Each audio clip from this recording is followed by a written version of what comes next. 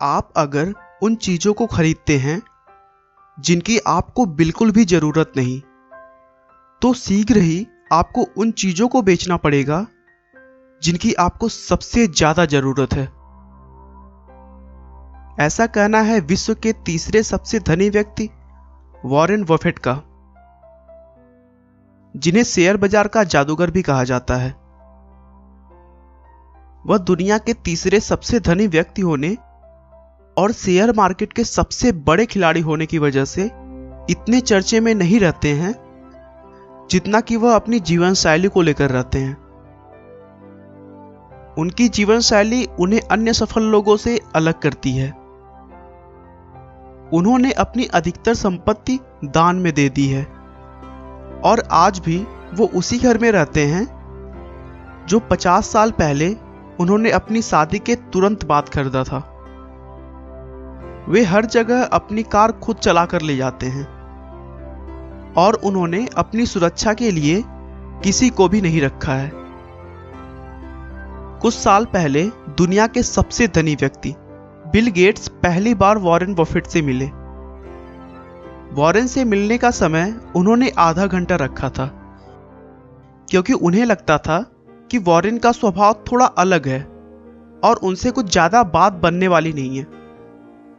लेकिन जब Bill Gates Warren Buffett से मिले तो वो उनके भक्त हो गए और आधे घंटे की मीटिंग पूरी 10 घंटे तक चली थी। वॉरेन बफेट का पूरा नाम वॉरेन एडवर्ड बफेट है। उनका जन्म 30 अगस्त 1930 को अमेरिका के नेब्रास्का जगह पर हुआ था।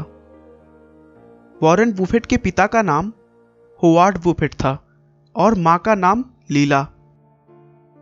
उनके पिता भी शेयर बाजार के ही कारोबारी थे, जिससे उन्हें शुरू से ही सेविंग और इन्वेस्टमेंट की प्रेरणा मिलती रही। वॉरेन बफेट को बिजनेस और इन्वेस्टमेंट का शौक बचपन से ही था। जब वह 11 साल के थे तब घर घर जाकर न्यूज़पेपर बांटा करते थे। न्यूज़पेपर बांटकर वह $180 हर महीने कमाते थे और उन पैसों को कहीं ना कहीं इन्वेस्ट कर देते।